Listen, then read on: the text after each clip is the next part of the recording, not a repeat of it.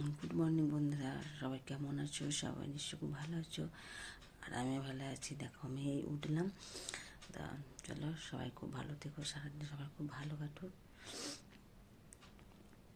ঠিক আছে? চলো এবার আমি বিছানা তুলবো, তারপর ঘর ঝাড় বিরাস করবো, ঘর ঝাড় দেবো, ঘর মুছবো, দিয়ে চান করে পুজো করবো। চলো, তো মঙ্গলবার, তাই মঙ্গলবার করেছি।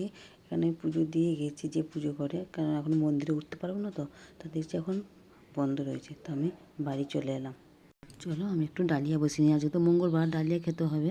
ডালিয়াটা ভিজিয়ে রেখেছিলাম, দেখো আমার ডালিয়াটা হয়ে গেল।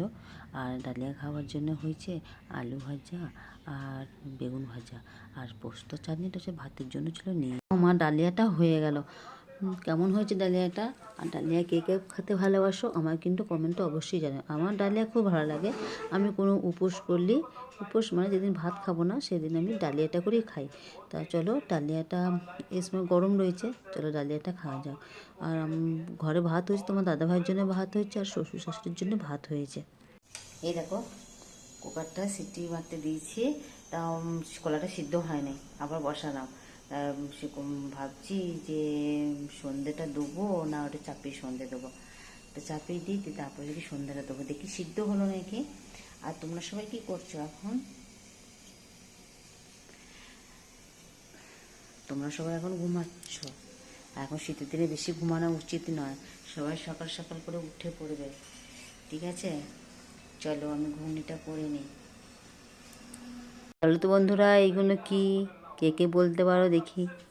হ্যালো, আমার সন্ধে দেওয়া হয়ে গেলো, আমি ঘুগনিটাও চাপিয়ে দিলাম। ঘুগনিটা চাপানোর জন্য আমি তেল দিয়ে দিয়েছি আর 5 ফোড়ন দিয়ে দিয়েছি, আর এদিকে তেলটা চলে এসছে, মশলাটা দিয়ে ভালো করে কষছি। আর জানো তো, কলাই তো কখন থেকে সিটি মারছি, কলাটা সিদ্ধই হচ্ছিল না, তা যা শেষমেশ সিদ্ধ হলো। এই দেখো সিদ্ধ হয়ে গেছে।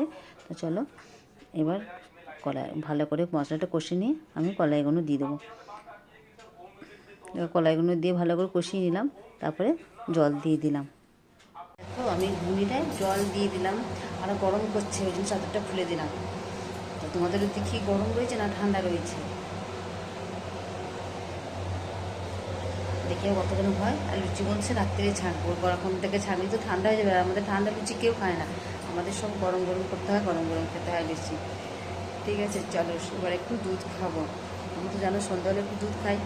তাহলে একটু দুধ খেয়ে নেবো, আর বাসনগুলো একটু ধুয়ে নিয়ে, এদের কুকারগুলো আছে একটু ধুয়ে নেবো, ঠিক আছে? চলো, গুড ইভিনিং সবাইকে। দেখো আমি এখন বাঁধাকপির পকোড়া বানাবো।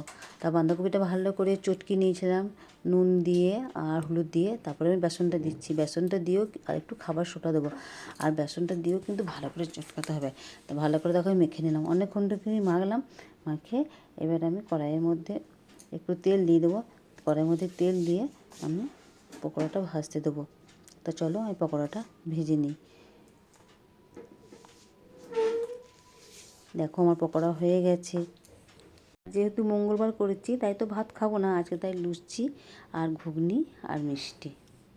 চলো খেয়ে, সবার কি ডিনার হয়ে গেল নাকি? আমাদের এই মাত্র হলো, আমি খেলাম, আমার যা দেওর, তারপর শ্বশুর সবাই খেলাম, আর তোমার দাদাভাই খায়নি, তোমার দাদাভাই বলে একটু পর খাবো। তা ওটা রেখে দিয়ে আমাদেরগুলো ছাঁকলাম, লুচিগুলো ছেঁকে আমরা সব খেলাম, আর ওকে এই ছেঁকে দিলাম, ওরও খাওয়া হয়ে গেল। আর চলো, আর দেখো আমি একটু প্যাক লাগালাম মুখে, এটা কাঁচা দুধের প্যাক কিন্তু, তাই রাত্রিবেলা একটু লাগালাম। এখনই লাগিয়ে একটু পরে ধুয়ে দেবো, ধুয়ে ক্লিনিকে শুয়ে পড়বো। দেখি আমার কীরকম কাজ হয়, তারপরে তোমাদেরকে শেয়ার করবো কী কী দিয়ে আমি প্যাকটা বানিয়েছিলাম, ঠিক আছে? চলো আজকের মতো শুভরাত্রি, গুড নাইট, সবাই খুব ভালো থেকো। আবার কালকে দেখা হবে সবার সঙ্গে, আবার কালকে নতুন ব্লগ নিয়ে আসবো। প্রতিদিন তো চিন্তা কী ব্লগ দেবো, তা আমার ব্লগটা দেখো, আমার ব্লগটা ছোটো ব্লগ, কোনো অসুবিধা হবে না দেখতে তোমাদের, আর সময় বেশি নষ্ট হবে না। তো দেখো, লাইক কমেন্ট শেয়ার করো। আর আমরা যখন সবাই একসঙ্গে কাজ করতে নেমেছি, যা তো কিছু করতেই হবে, কাজ যখন করতে নেমেছি কিছু করতেই হবে, সব কিছু যেমন সব কিছুই পূরণ করতে হয়, চ্যালেঞ্জগুলো পূরণ করতে হয়, খুব কষ্ট করেই পূরণ করি।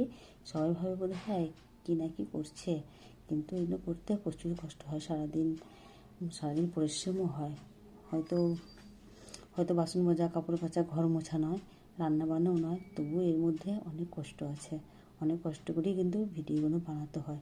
ব্লগ বলো, ভিডিও বলো, রিলস বলো, পিক বলো, সময় বার করে দিতেও হয়, আর সময় বার করে সব কিছু রিলস পিক বানাতেও হয়। এটা কিন্তু পরিশ্রমই হয়। তো পরিশ্রম করতে কোনো কষ্ট হয় না, খুব ভালো লাগে, আনন্দের সহিতই করি কাজটা।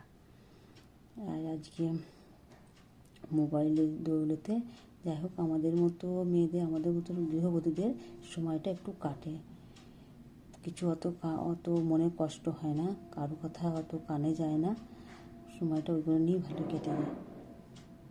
ঠিক তো? কে কী বললো কষ্ট নিয়ে মন খারাপ করা, বসে থাকা, আগে যেমন হতো, কেউ কিছু বললে কষ্ট হতো খুব, তখন তো ফোন ছিল না, তখন শুধু সেইগুলোই মনের ভেতর হতো আর কষ্ট পেতাম। কিন্তু এখন সেইটা যাই হোক কমেছে। কিছু বললে কেউ একটু মোবাইলে গান দেখলাম, একটু ভিডিও দেখলাম, একটু নিজেও একটু কিছু করলাম, এখন নয় নিজে করছি, আগে তো নিজে করতাম না, তো মনটা অনেকটা ভালো থাকে। মোবাইল যতটা খারাপ ততটা কিন্তু ভালো সবাইকার পক্ষে। যারা ভালো করে নেবে তাদের ভালো, যারা খারাপ করে নেবে তাদের কাছে খারাপ। কি তাই তো? ঠিক আছে, চলো আজকের মতো ব্লগটা আমি এখানেই শেষ করছি। টাটা, শুভরাত্রি, গুড নাইট।